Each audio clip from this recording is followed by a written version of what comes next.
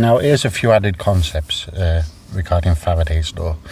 Capacitance: the charge on an isolated conductor is proportional to its potential in the steady state. The proportionality constant is called the capacitance, which is given here, of an isolated conductor. In a parallel plate capacitor, along the where the plates go up upon the z-axis at point 0 in D. The top charge is positive Q, the bottom charge is negative Q. The electric field between the plates is uniform, perpendicular to the plates, ignoring edge effects, and the magnitude is here. And the potential of the positive plate at Z equals D relative to the negative plate at Z equals 0 is given here. And the negative sign of the integral is by definition of potential, and is cancelled by the second negative because E points downwards. So E dz equals negative E dz. Hence the potential is given here from D 0 to D, and here. So the capacitance is found by rearranging to give C here. So the parallel plate capacitor has capacitance given here. This is assuming the plate is pretty much of infinite extent, so you can ignore the edge effects of the magnetic field. Otherwise, the electric field, otherwise the electric fields would begin to have this kind of edge behavior, which would break its symmetry.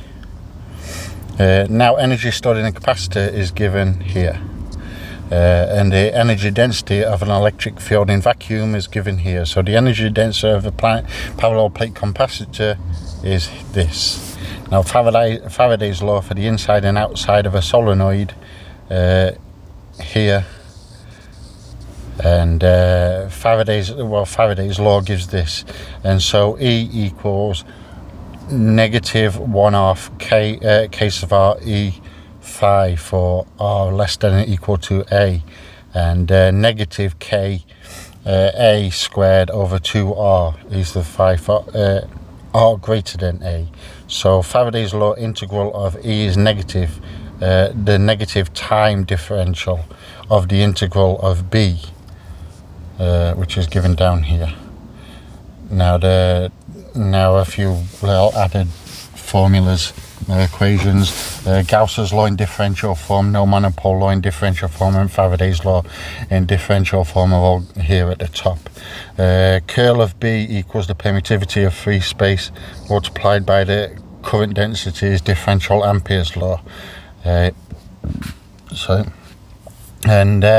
Maxwell showed that Ampere's law can be adapted by adding an extra term given here. To the right hand side of this term, this term makes no difference in statics, but extends the law to a general time varying situations as such. And this is the Ampere-Maxwell law.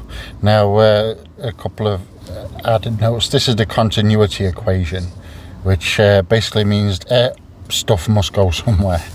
And below this is the full integral Ampere's law, as we were talking about with this extra added term.